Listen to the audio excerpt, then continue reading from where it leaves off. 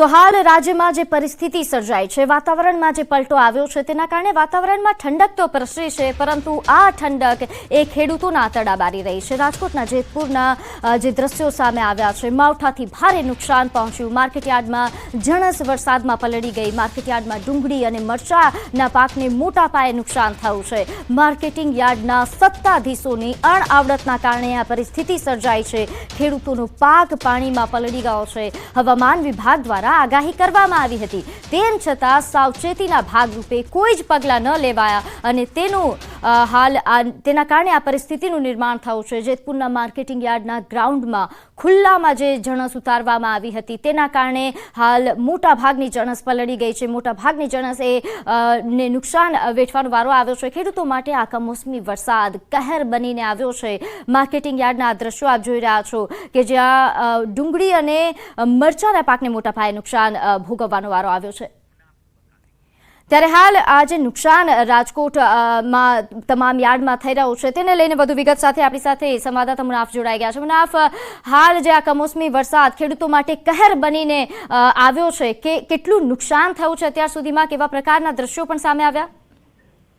ચોક્કસ, બિલકુલ પીતી જે રીતે હવામાન વિભાગે આગાહી કરી હતી, અગાઉથી જ સાવચેતીના પગલા માટેની જે યાર્ડવાળાને જે જાણ હતી, છતાં જેતપુરમાં જે માવઠું થતા જેતપુર માર્કેટ યાર્ડમાં તેમજ વેપારીનો જરસ પાણીમાં કમોસમી વરસાદના કારણે જેતપુર માર્કેટ યાર્ડમાં ડુંગળી તેમજ મરચા પલળી રહ્યા હતા। માર્કેટ યાર્ડના સત્તાધીશોની અનઆવડતના કારણે ખેડૂતનો પાક પાણીમાં વહેતો થયો હતો।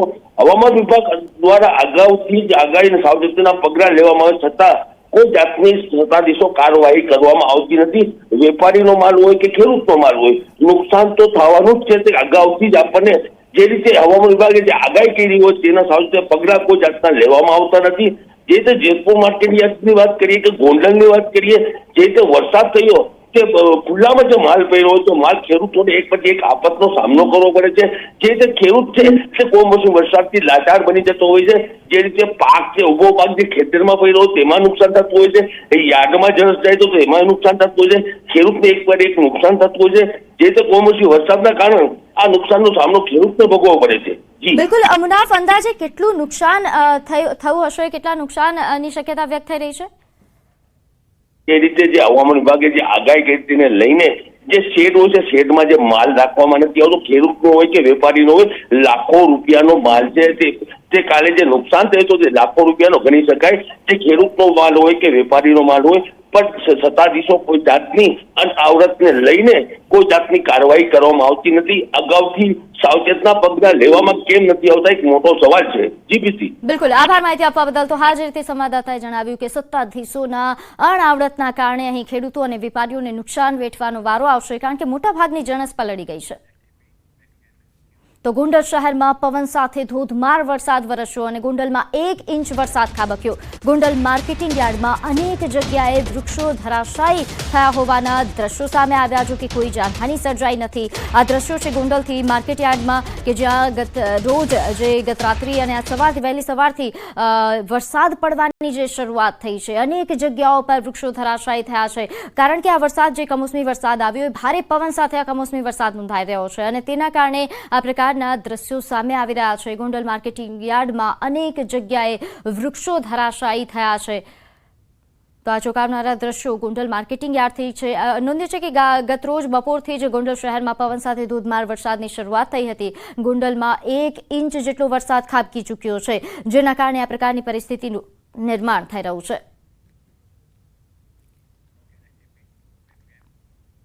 તો રાજ્યભરમાં ત્રાટકેલા કમોસમી વરસાદે ખેડૂતોના પાકને તબાહ કરી નાખ્યો છે, જેને લઈને ગીર સોમનાથના ધારાસભ્ય વિમલ ચુડાસમાએ ખેડૂતોને સહાય અંગે પત્ર લખ્યો।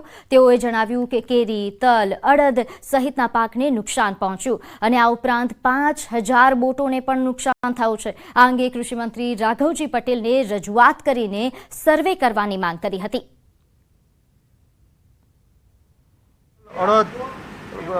બાજરી અને એવા અન્ય પાકોને નુકસાન ગયું છે, જેના કારણે મેં પત્ર લખેલો અને એ સિવાય પણ મારા વિસ્તારમાં 5000 બોટો આવેલી છે, જે સાગર ખેડૂત મચ્છીમારી કરતા હોય છે। એ માછીમારી કરવા જતા હોય ત્યારે એમને એક વારનો ખર્ચો બરફ અને અનાજનો ને અંદાજિત 3 લાખ જેટલો ખર્ચો થતો હોય છે. એ બોટોને પણ અડધા રસ્તેથી પરત ફરવું પડ્યું અને એમને પણ નુકસાની ગયું છે. ત્યારે મેં આજે પોતે કોઈ સર્વે આટલા દિવસથી કરવામાં નહોતું આવેલું, એટલે હું પોતે ત્યાં રાઘવજીભાઈ પટેલને રૂબરૂ આજે મળેલો અને એમને કીધેલું કે જે ખેડૂતોને નુકસાન થયું છે અને જે સાગર ખેડૂતોને નુકસાન થયું છે એનું તાત્કાલિક ધોરણે સર્વે કરી અને વળતર આપવામાં આવે. તો આગળ વાત કરીએ 16મી સિંહ વસ્તી ગણતરીના આંકડા જાહેર થશે. સીએમ ભૂપેન્દ્ર પટેલ, વન અને પર્યાવરણ મંત્રી મુળુભાઈ બેરાની ઉપસ્થિતિમાં વન અને પર્યાવરણ રાજ્યમંત્રી મુકેશ પટેલ પણ ઉપસ્થિત રહેશે અને સિંહોના જે વસ્તી ગણતરી જે કરવામાં આવી તેના આંકડાઓ જાહેર કરવામાં આવશે. 11 જિલ્લામાં 10 થી 13 મે દરમિયાન સિંહોની વસ્તી ગણતરી થઈ હતી.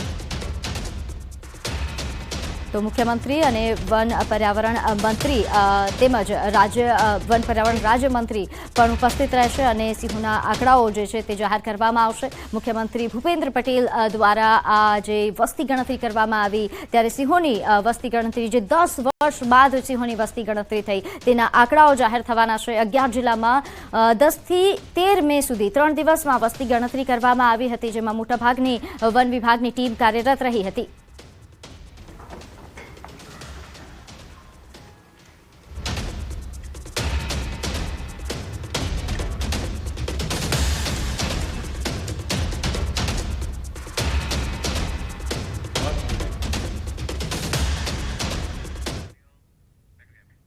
તો આગળ વાત કરીએ પાટણના વાતાવરણમાં પલટો આવ્યો. જિલ્લાના શંખેશ્વર અને સમી તાલુકામાં કમોસમી વરસાદ અને ગાજવીજ અને ભારે પવન સાથે વરસાદ નોંધાયો. અહીં શંખેશ્વર, પચાસર, લીલોડા સહિતના પંથકમાં માવઠું પડ્યું. તો અહીં ખાસ કરીને જો વાત કરવામાં આવે સમી અને નાની ચંદુર તેમજ મોટી ચંદુર અને કુવારદા સહિતના પંથકમાં પણ કમોસમી વરસાદ નોંધાયો. અતિશય ઉકળાટ બાદ જિલ્લાના 2 તાલુકામાં કમોસમી માવઠું પડ્યું. વરસાદી વાતાવરણથી ગરમીમાં આંશિક રાહત મળી છે. વાતાવરણમાં આવેલા પલટાએ લોકોને ગરમીથી આંશિક રાહત આપી છે. જેમાં ખાસ જો વાત કરીએ પાટણમાં 2 તાલુકામાં કમોસમી વરસાદ નોંધાયો.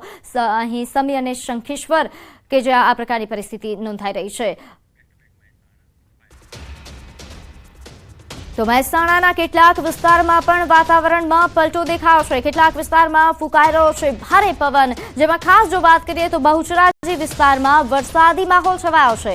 પવન અને વીજળીના કડાકા ભડાકા સાથે વરસાદી ઝાપટું અહીં પડ્યું હતું. તો મહેસાણામાં પણ વરસાદી માહોલ છવાયો છે. વાતાવરણમાં અહીં પણ પલટો નોંધાઈ રહ્યો છે. ગાજવીજ અને ભારે પવન સાથે વરસાદી ઝાપટું એ બહુચરાજી વિસ્તારમાં પડ્યું. આ ઉપરાંત પણ આસપાસના જે વિસ્તારો છે, ગ્રામ્ય વિસ્તારો છે, ત્યાં હાલ વાતાવરણમાં પલટો આવ્યો છે. પવન અને વીજળીના કડાકા ભડાકા સાથે વરસાદી ઝાપટું પડ્યું.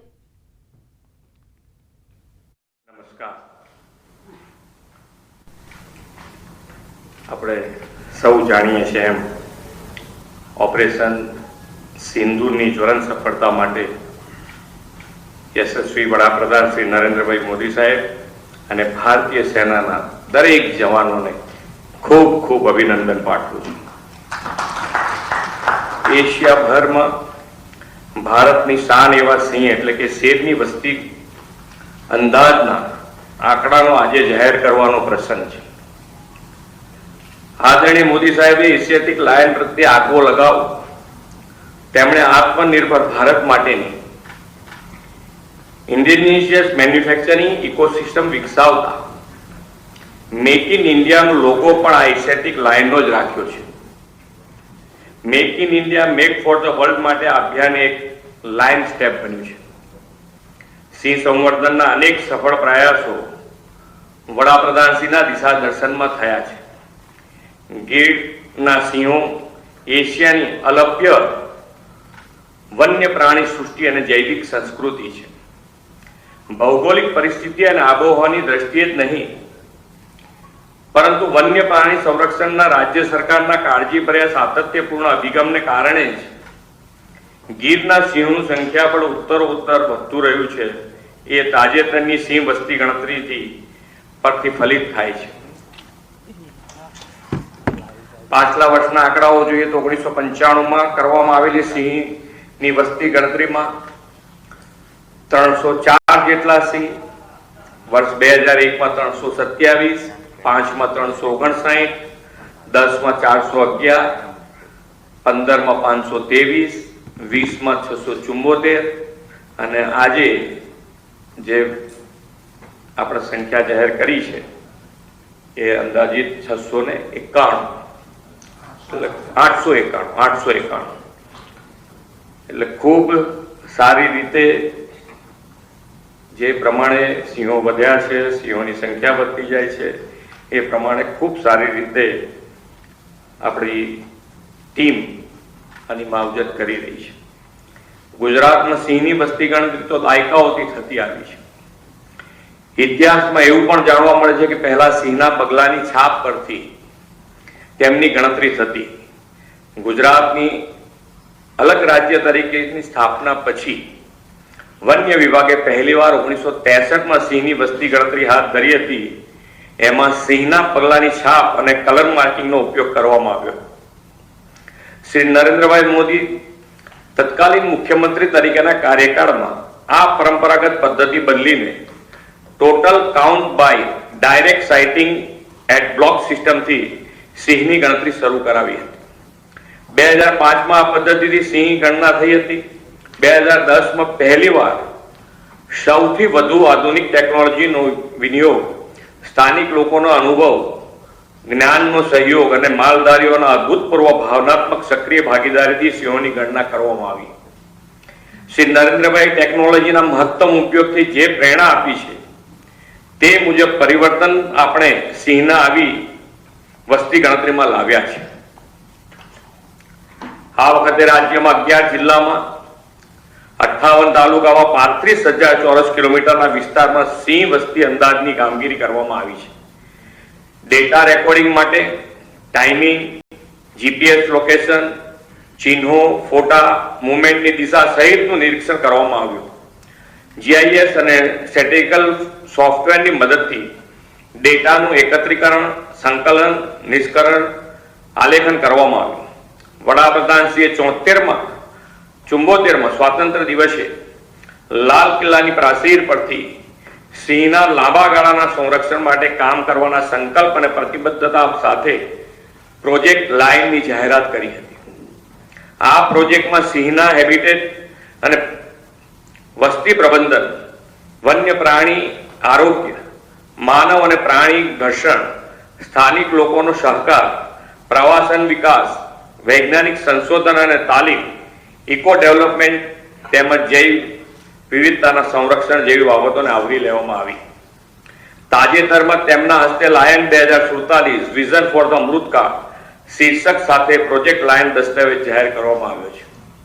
વધતી જતી સિંહ વસ્તીના સુચારુ સંચાલનમાં અને સિંહોના રહેઠાણને સુરક્ષિત અને પુનઃસ્થાપિત કરવામાં, રોજગારી સર્જન અને સ્થાનિક સમુદાયની ભાગીદારીમાં વધારો કરવામાં પ્રોજેક્ટ લાયન 2047 મહત્વની ભૂમિકા ભજવશે તેનો પણ આ દસ્તાવેજમાં ઉલ્લેખ કરવામાં આવ્યો છે. આદરણીય વડાપ્રધાનશ્રીએ સિંહના સંવર્ધનમાં જનભાગીદારીને મહત્વનું પાસું ગણાવ્યું છે. આપણે પણ ગીર પ્રદેશમાં સિંહ અને માનવ વસ્તીના સહઅસ્તિત્વના અસંખ્ય ઉદાહરણો જોયા છે. ગીરનું અભિન્ન અંગ એવા સિંહ અને અન્ય વન્ય પ્રાણીઓ જે ગીરના જંગલોમાં વિચરે છે તે વનો અને વનરાજની જાળવણી કરવાની સહિયારી જવાબદારી આપણી જ છે. આપણે સૌ સાથે મળીને સહ અસ્તિત્વના સિદ્ધાંતને વધુ પ્રોત્સાહિત કરીને તે સમયની માંગ છે. સૌ સિંહ પ્રેમીઓ અને વન વિભાગના સિંહ સંવર્ધન માટેની પ્રતિબદ્ધતાથી રાજ્યમાં સિંહોની વસ્તીના વધારા માટે સૌ ટીમને ખૂબ ખૂબ અભિનંદન પાઠવીને વિરમું છું. ભારત માતા કી જય. વંદે માતરમ. જય જય ગરવી ગુજરાત. તો ગુજરાતની શાન ગણાતા એશિયાટિક સિંહોની વસ્તી ગણતરીના આંકડા જાહેર કર્યા. મુખ્યમંત્રી ભૂપેન્દ્ર પટેલે છેલ્લા 10 વર્ષમાં ગુજરાતમાં સિંહોની સંખ્યા વધીને 891 પર પહોંચી ગઈ છે. તો 16મી સિંહ વસ્તી ગણતરીના આંકડા જાહેર થયા. હાલ જે આ સિંહોના આંકડા જાહેર થયા છે તેને લઈને મુખ્યમંત્રી ભૂપેન્દ્ર પટેલ દ્વારા આંકડાઓ જાહેર કરવામાં આવ્યા અને રાજ્યમાં સિંહોની વસ્તી વધારવા માટેના જે પ્રયાસો હાથ ધરાયા હતા એ પ્રયાસો સફળ થયા હોવાનું તેમણે જણાવ્યું છે. તો સિંહોની વસ્તી 891 પર પહોંચી ગઈ છે. છેલ્લા 10 વર્ષમાં જે પ્રયાસો હાથ ધરાયા હતા તેની સફળતા હવે દેખાઈ રહી છે.